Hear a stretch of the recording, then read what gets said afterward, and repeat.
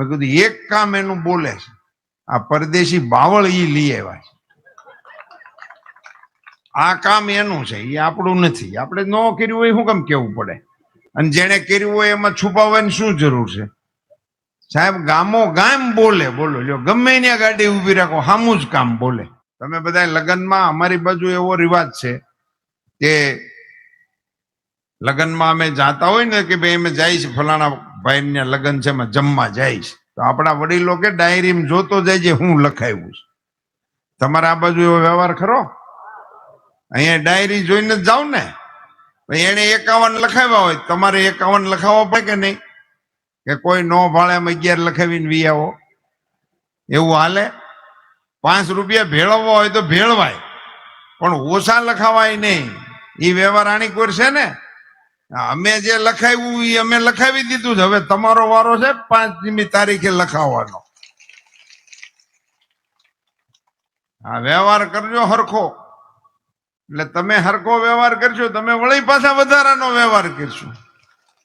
આ તો હતું જ નહીં ને. આપણે ત્યાં હતું પંચાયતોને 2 ટ્રેક્ટર ધૂળ નાખ્યું હોય ને ગામડાઓમાં, તો જૂના આગેવાનો બેઠા છે ને પૂછજો, 2 ટ્રેક્ટરના ફેરા નાખવાના પૈસા પંચાયત પાસે નહોતા. એને બદલે આજે લાખો રૂપિયા સરપંચોના એકાઉન્ટમાં આવે, અને એ રૂપિયા પાછા વાપરવાનો અધિકાર પણ તમને. તમારી જાણ માટે કહું, આપણા ભૂપેન્દ્ર પટેલ મુખ્યમંત્રી છે ગુજરાત સરકારના, પણ એ 25,000 નો ચેક કોઈ ન આપી શકે. આ તમારી જાણ માટે.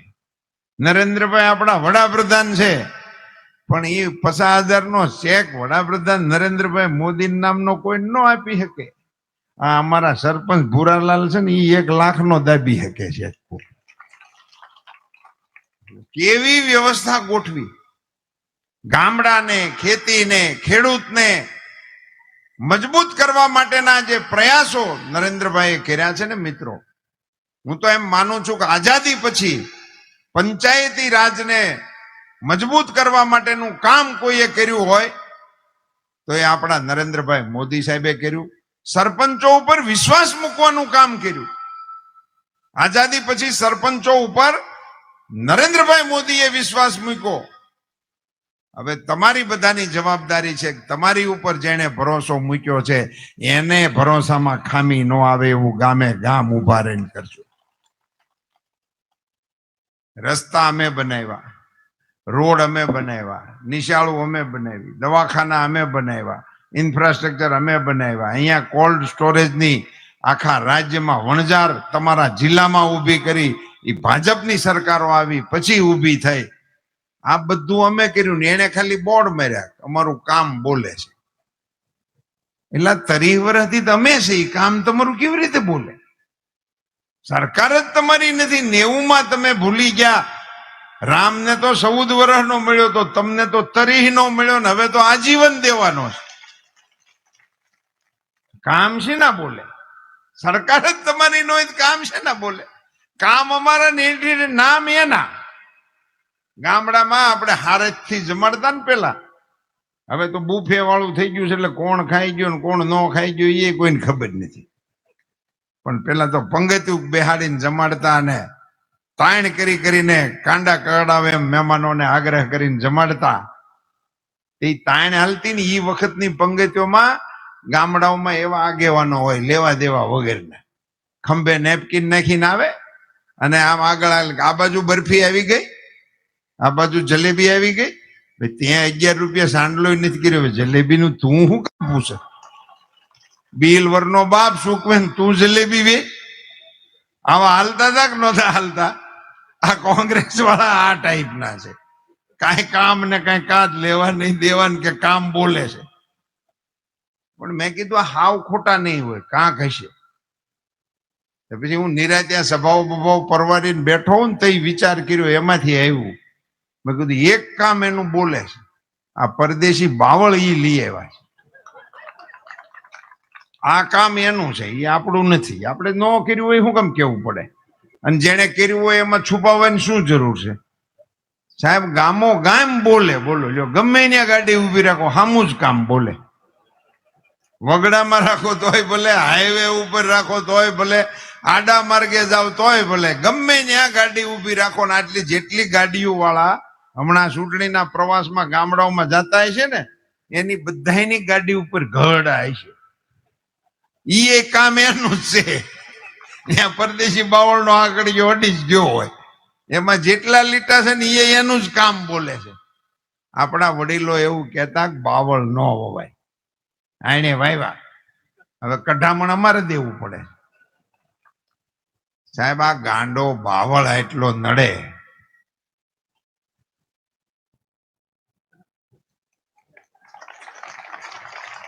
પરદેશી બાવળ આપણને એટલો નડે. આ વાત એ કોંગ્રેસની મિત્રો ના સમજે, પણ મારે આજ બનાસકાંઠાના ખેડૂતો વચ્ચે આવ્યો છું તો 2-3 અગત્યની વાત તમારા ધ્યાન ઉપર મૂકવી છે. મિત્રો, ખેડૂતો તરીકે આપણને 0% વ્યાજે પૈસા મળે છે. તમે બધા બેઠા છો, 18% દેતા હતા, 18%. મને સાંભળે, મેં ભર્યું છે, આ કોઈ ઇતિહાસની વાત નથી. મેં મંડળીમાં 18% ભરેલા છે, તમે ભર્યા જ હોય. 0 થઈ ગયા, 0% વ્યાજ મળે છે. એનો અર્થ એ નથી કે બેંક વ્યાજ માફ કરી દીધું છે.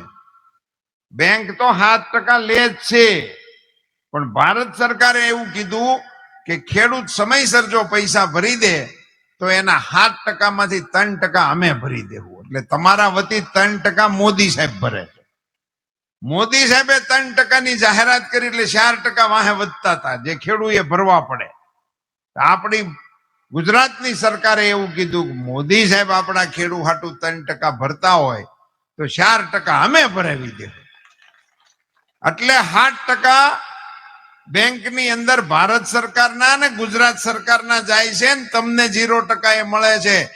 ભારત સરકાર 3% ની જાહેરાત કરે અને ગુજરાત સરકાર એની માથે 1% વધારીને 4% ની જાહેરાત કરે ને એનું નામ ડબલ એન્જિન કહેવાય.